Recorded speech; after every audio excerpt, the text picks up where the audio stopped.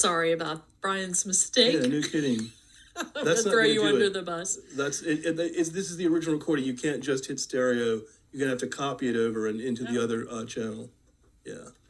Biscuit to the rescue. He's getting it done. So what we're playing for you here, we're going to play it for you, I promise, is the exchange. Because so far what we've been hearing is Lou Goldman's version, and then the supervisor, Claudia Tucker, her take on it. So we were wondering, what is the Commonwealth's attorney saying about all this? Because there's a different side. That's a different side to the story. This is the exchange between the Commonwealth's attorney, Lyle Carver, and Amherst County Supervisor's chairwoman, Claudia Tucker. Here it is, for real. Seriously this time. Yes.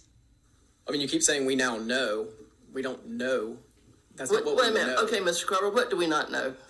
Do you believe that Mr. Goldman was guilty of what he was accused of in that original Brady letter? Of course he was. Of course he was. You Just because the news runs some like hit piece article, that doesn't supplant a legal review. That doesn't. A legal review was done by Nelson County, and they deemed no action should be taken based on this poor investigation. So the poor investigation was the second one.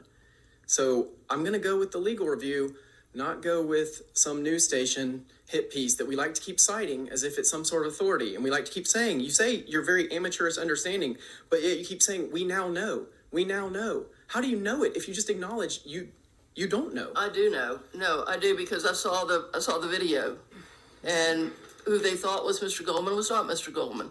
I also listened to the testimony of the people who were there. I trust Mr. Sam Bryant implicitly. Trust all the people that were interviewed. And, you didn't do the interview, and I get that. I get that. You trusted the people that worked for you.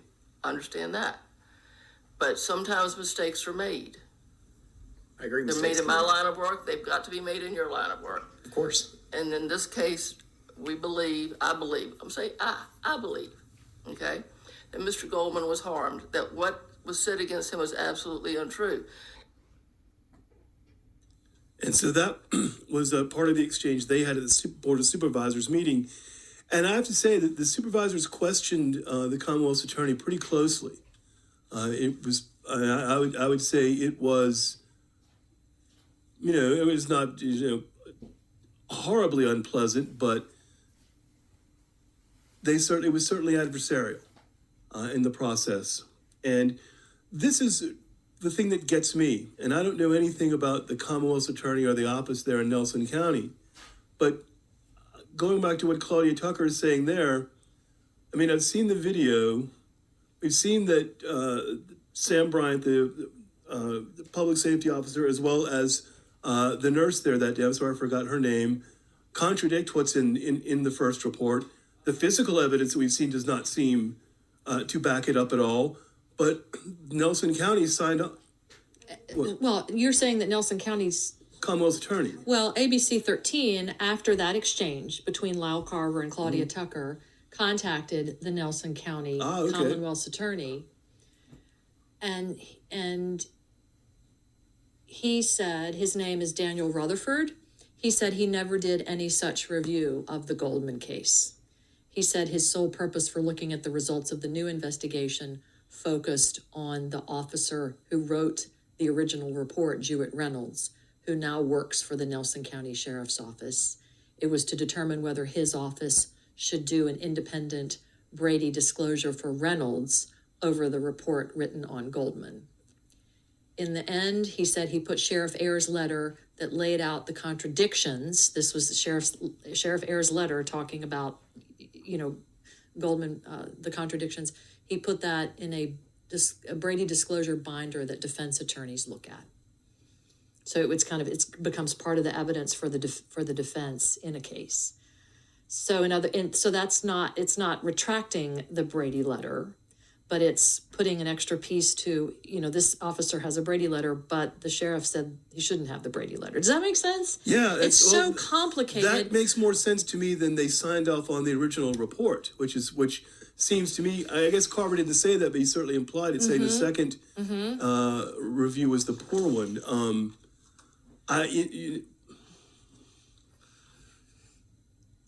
This just does not look like it's all on the up and up. I mean, I would like to think there's some sort of evidence here that we don't have that explains all of this away. But I just don't know what at this point it would be. Let's see. Ryan says, sounds like I got screwed by the hillbilly establishment in Amherst. You know, I can see how you would get that thought. Yeah, no, Bruce, don't worry. That was just me. The Commonwealth's attorney did not have us taken off the air. Texter says, listening to interview with Deputy Goldman, and this is not the deputy I know. Deputy Goldman was SRO for all three of my girls as they went through Amherst school system. He's a very dedicated deputy, and the lies they told about him are not true. He loved being a deputy and an SRO. I would happily stand behind this man and his reputation as a law enforcement officer. He should sue everyone for slander and false accusations.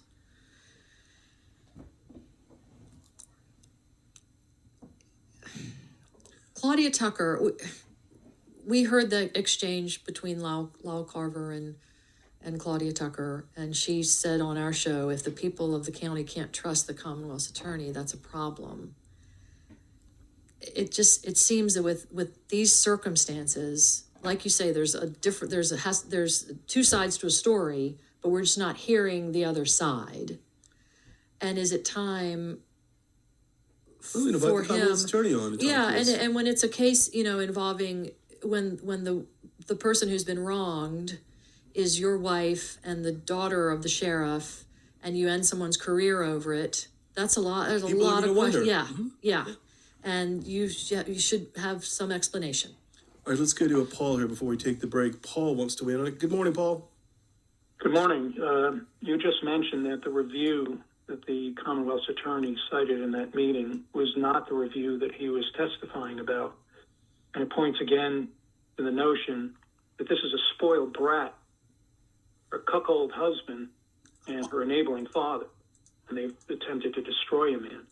The critical thing here is that when the trust placed in these people to protect those who are law-abiding, to punish those who are lawbreakers, when that trust is broken, we're all in trouble because we can no longer rely on the laws being applied equally to the same effect when people commit crimes. But now the people in power turn against law-abiding citizens to protect themselves and the interests of their families and their Confederates, as we know at the federal level, to enrich them incredibly. That puts us all in a position that no one can be safe, and so this has to be dealt with very, very harshly. This man, at a minimum, if he's still a Commonwealth's attorney, needs to go, and they need to make restitution to this deputy who has been irreparably harmed by this, at the very minimum, monetarily. And to the extent that it is possible at this point to restore his standing in the community. What happened here, from everything that you have aired, is absolutely reprehensible and inexplicable and inexcusable. Paul, thank you very much. Hop down off the fence there, take a position. 7:52, we'll be right back. A couple of minutes left before the top of the hour. We've been following this case of Lou Goldman, and we'll continue to follow what's been going on since in Amherst County, where there have been 5 Brady letters issued against 5 sheriff's deputies there, including one against Captain Begley, who is second in command. I believe that is correct, yes. And it's really hamstringing your sheriff's office. Well, I think the others have letters in there too that says they can still testify, just like the Brady letter. I don't know if that works outside of Amherst or not. But what's going on? And the supervisors are paying for an attorney to defend them. Big Daddy Cool Breeze wants to know how many Brady letters are issued by Amherst, have been issued by Amherst in history. If I recall the testimony correctly yesterday, that number is 5. All of them by the current Commonwealth's attorney. I believe that was what he said, and he was as response to the questions from one of the other members of the Board of Supervisors. Mark wants to know, are they raising funds or are they county funds? And those are taxpayer funds. They said they were appropriating them, so I can't imagine that it is otherwise. And I say we will invite Mr. Carver on to talk to us, the Commonwealth's attorney. I don't know whether he will or not, but we will find out. All right, coming up on 8 o'clock here on the Morning Line. Stay